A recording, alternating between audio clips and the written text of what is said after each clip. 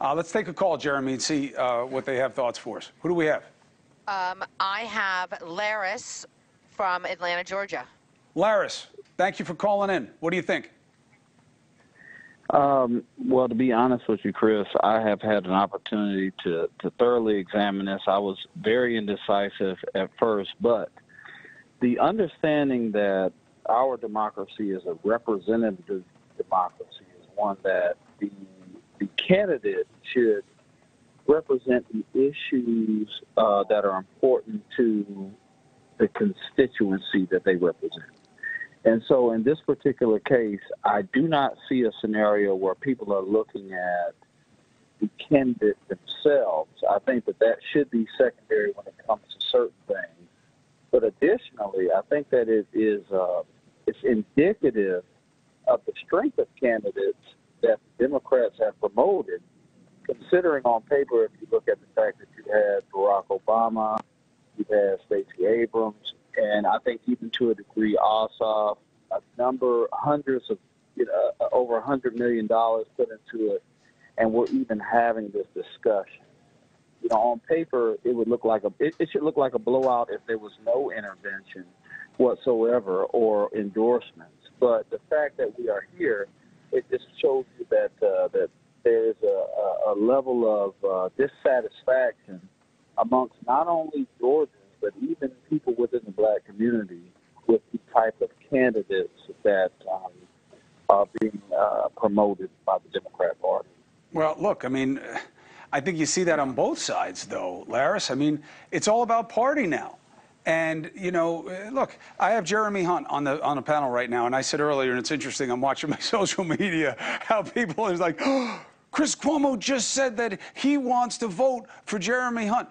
I'm saying that this is the kind of guy that we should be cultivating as leaders in this country, military background, U.S. Army captain, and just examine the guy. Yeah, he lost his race. So my father lost like so many elections before he ever won one.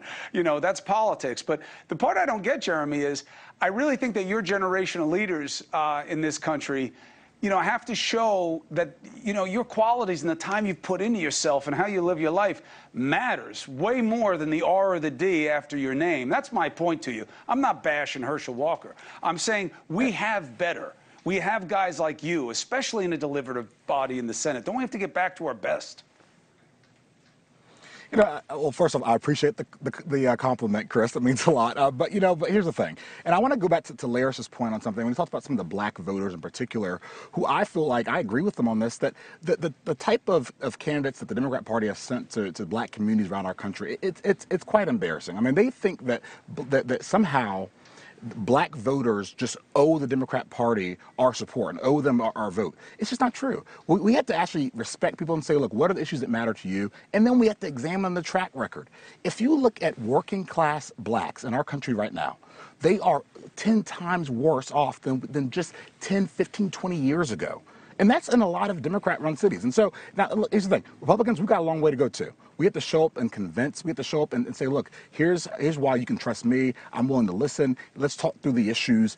But I think that the winner, the future of our country is going to go to the party who can talk to working-class voters and say, listen, I hear you, and I'm willing to listen to see what we can do to support folks like you who are struggling to put food on your table. That's going to be the party that wins, and I'm proud to say I think the conservative movement is moving in that direction. We saw a lot of working class black voters completely rejected people like Stacey Abrams, and we're starting to see that kind of change. We've seen a lot of Cuban Americans coming here and saying, look, we don't want to come to a country that's socialist. Like, we want to come to a free country. So it's amazing. I think that we're starting to see a future here that's bright, and we'll kind of see what happens in the next two election cycles here.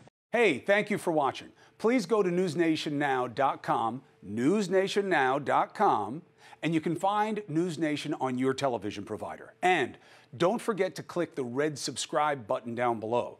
Then you will get more of NewsNation's fact-driven coverage.